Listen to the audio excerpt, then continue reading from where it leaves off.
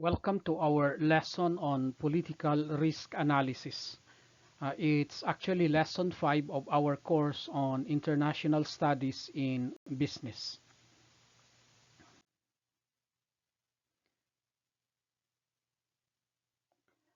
Over the next 2 weeks, we will delve into the intricacies of political risk analysis, legal frameworks governing international business, and ethical considerations in global operations.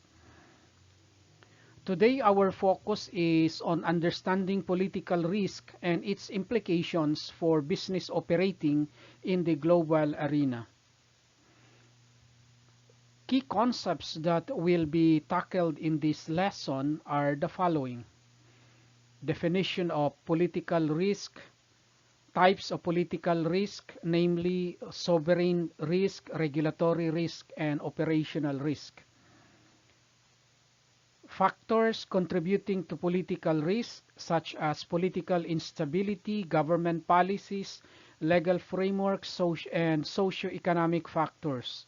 And of course, techniques for political risk analysis, such as country risk assessment, scenario planning, and political risk insurance. Today, we embark on a critical examination of the political risk landscape in international business.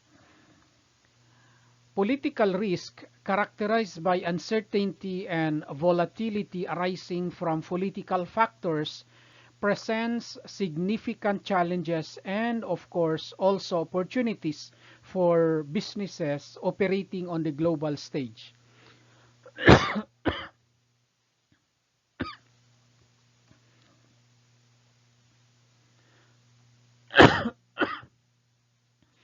Our journey today delves into understanding the intricacies of political risk analysis and its implications for multinational corporations.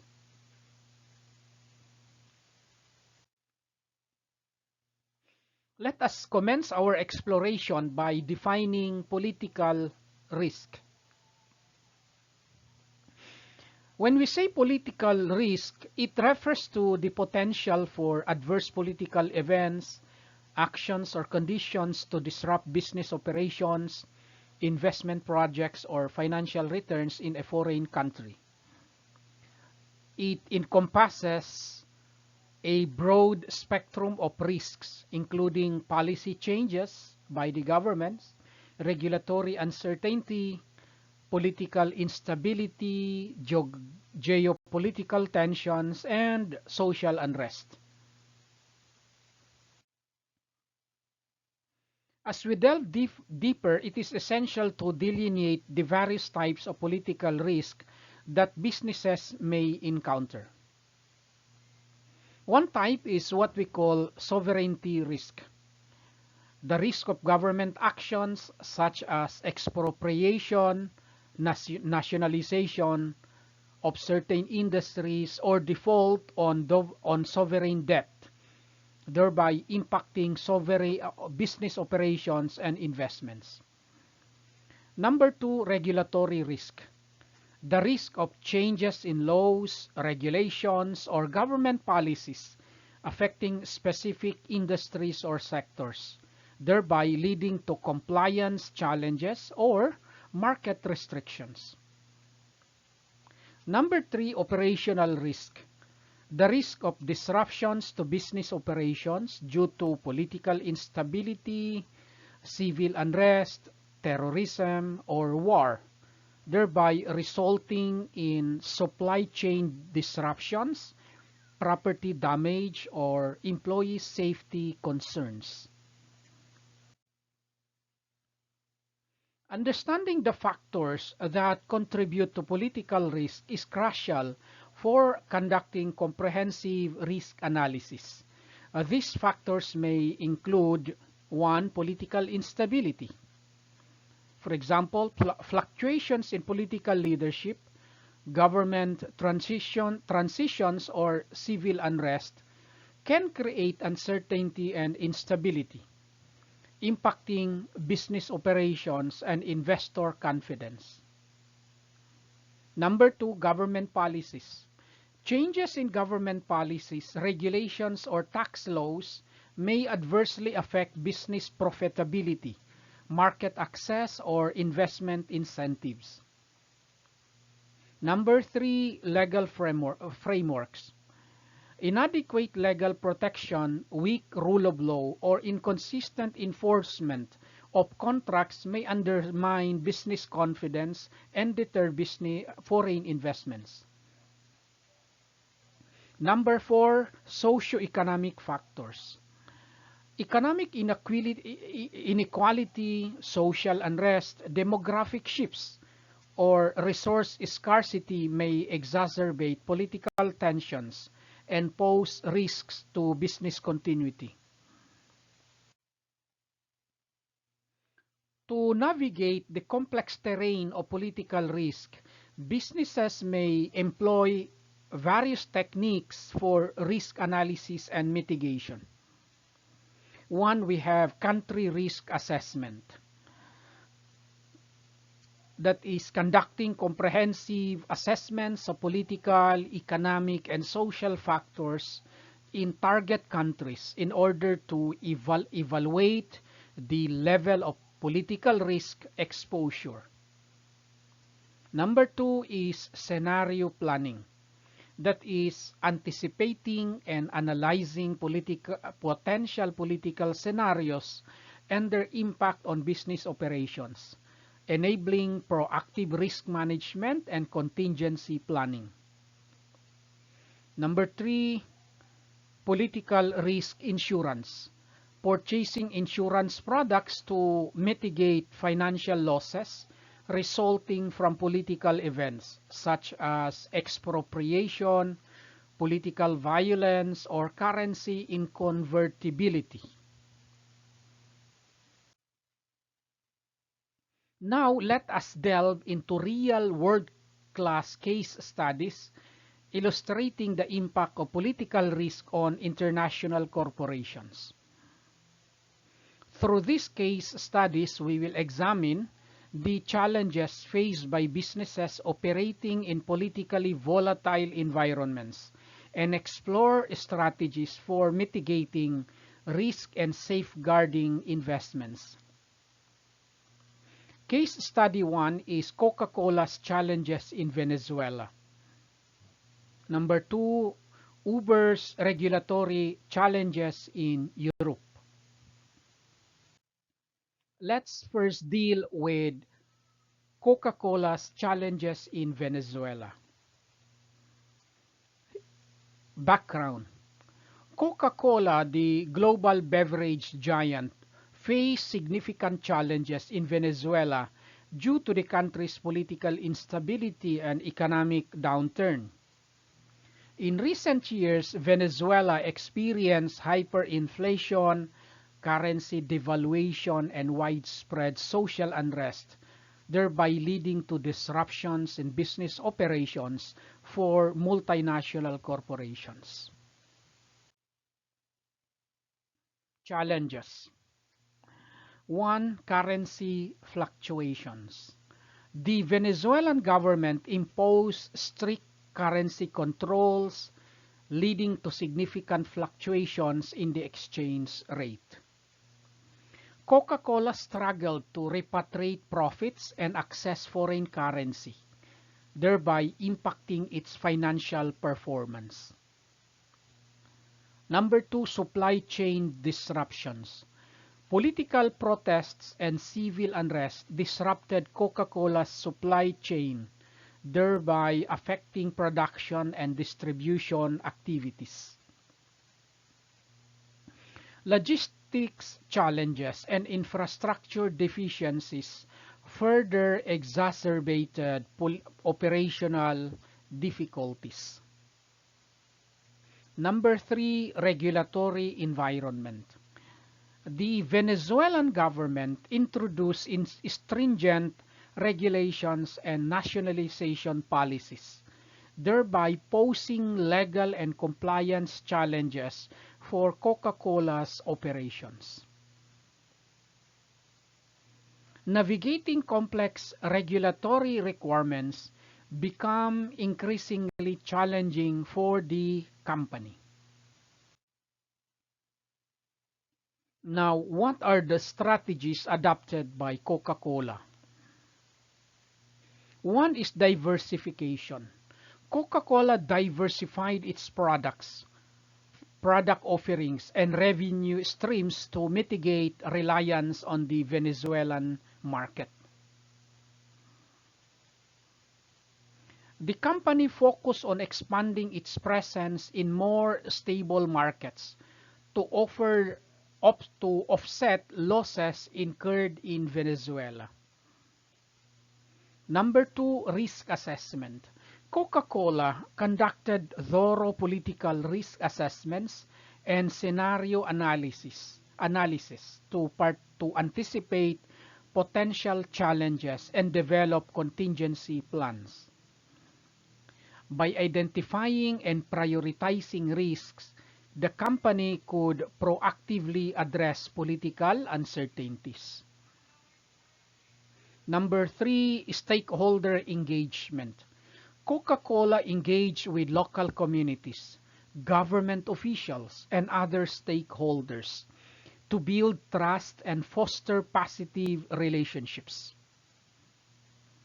Collaborating with key stakeholders helped mitigate political risks and navigate regulatory hurdles more effectively. Now, let's take a look at case number two, that is Uber's regulatory challenges in Europe. Here is the background. Uber, the multinational ride-hailing company, faced regulatory challenges in several European countries, including France, Germany, and the United Kingdom. The company entered resistance from local governments, taxi associations, and regulatory authorities, citing concerns over labor rights, safety standards, and fair competition. What are the challenges? One, regulatory compliance. Uber encountered regulatory hurdles related to licensing, insurance requirements, and employment regulations in European markets. The company's business model, based on independent contractor drivers, clashed with traditional taxi regulations, thereby leading to legal battles and regulatory disputes. Number two, public opposition. Uber faced opposition from taxi unions, local authorities, and consumer advocacy groups who contested the company's perceived unfair practices and market disruption. Public sentiment towards Uber varied across European countries, thereby influencing regulatory decisions and public policy debates. Number three, legal uncertainty. The legal landscape for ride-hailing services remained uncertain in Europe, with ongoing court cases and legislative debates shaping the regulatory environment. Uber had to navigate complex legal frameworks and adapt its business strategies to comply with evolving regulations.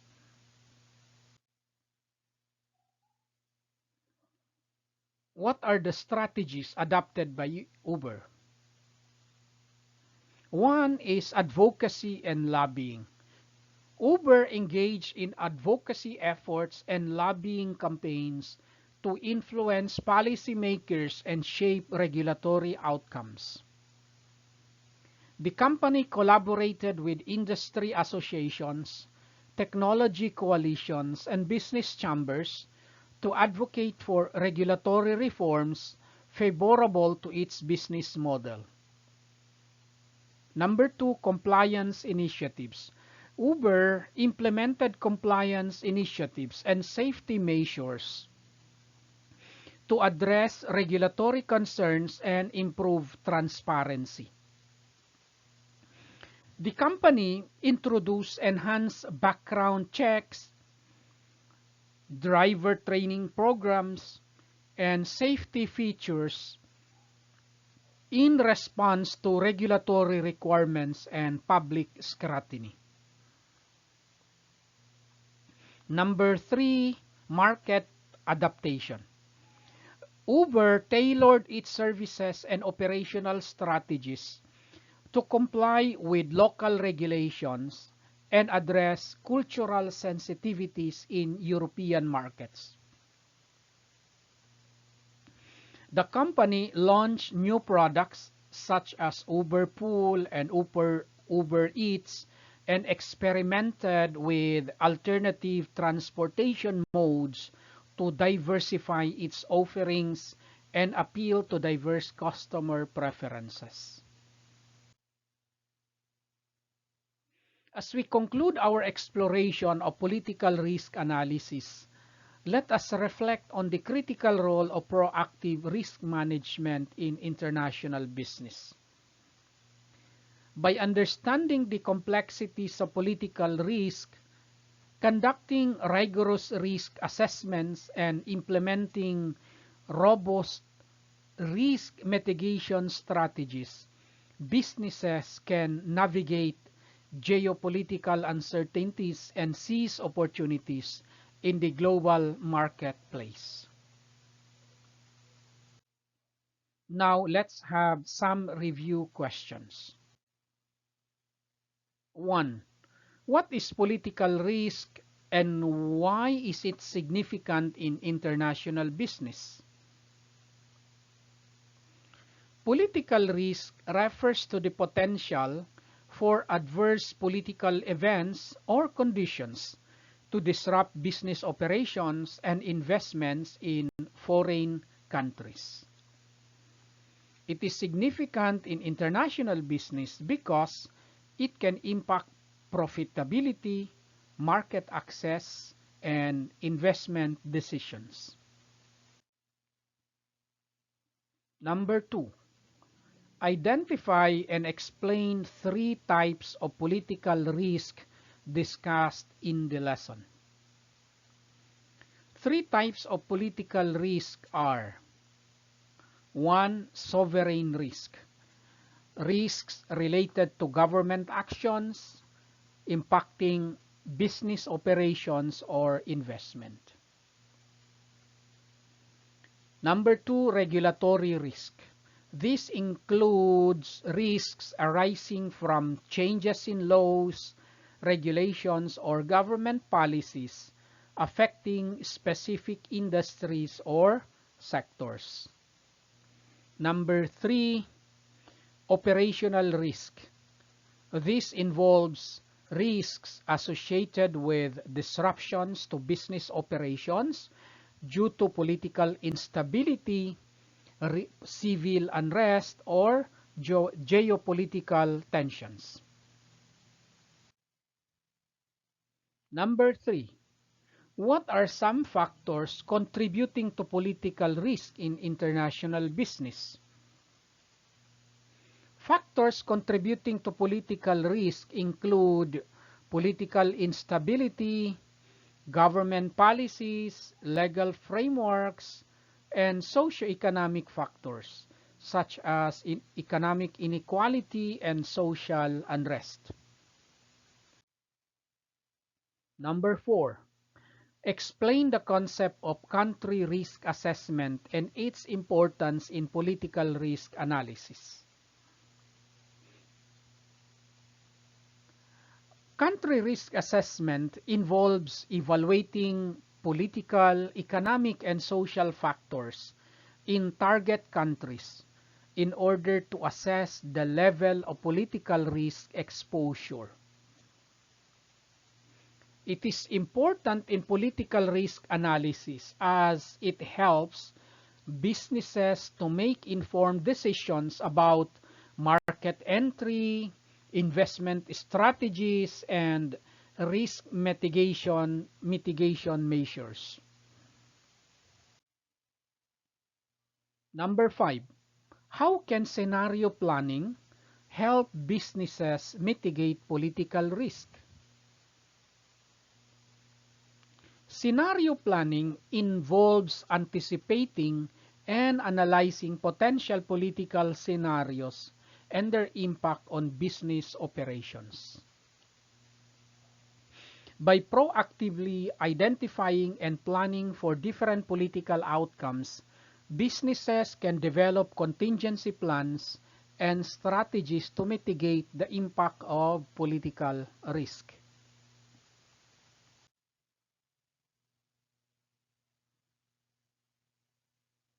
Number 6, what is political risk insurance and how does it help businesses manage political risk? Political risk insurance is a type of insurance product that helps businesses mitigate financial losses resulting from political events such as expropriation, political violence, or currency inconvertibility. It provides financial protection and peace of mind to businesses operating in politically volatile environments. Number 7. What is understanding political risk essential? Why is understanding political risk essential for multinational corporations operating globally?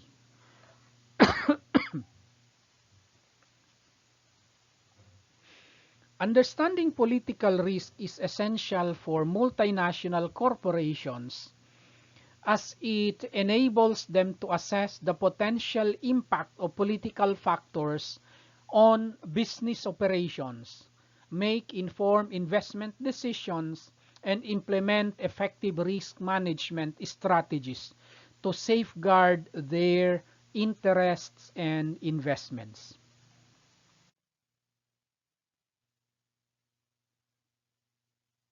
Number 8.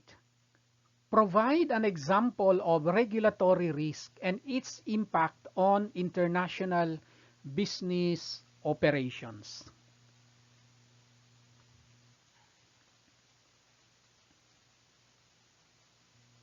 An example of regulatory risk is changes in tax laws or regulations affecting a specific industry or sector.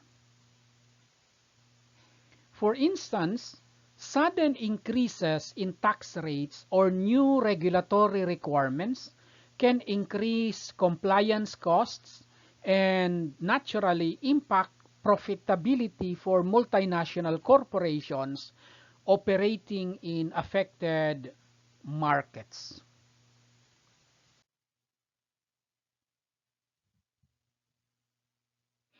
Number 9. How can socioeconomic factors contribute to political risk? Socioeconomic factors such as economic inequality, social unrest, demographic shifts, or resource scarcity can exacerbate political tensions and instability, thereby increasing the likelihood of political risk events such as civil unrest or government instability. Number 10. What are some key strategies for businesses to mitigate political risk in international business operations? Key strategies for mitigating political risk include conducting thorough risk assessments, diversifying market exposure, maintaining strong stakeholder relationships, implementing robust risk management policies and procedures, and leveraging political risk insurance products for financial protection. I now invite you to share your reflections, insights, and questions on the concept of political risk analysis and its implications for multinational corporations. Let us engage in a dynamic dialogue, enriching our understanding of effective risk management strategies in international business. Thank you for your attentive participation, and I look forward to our enlightening discussion in our online platform. Next meeting, we will proceed to Lesson 6 about legal frameworks for international business. Thank you and see you soon.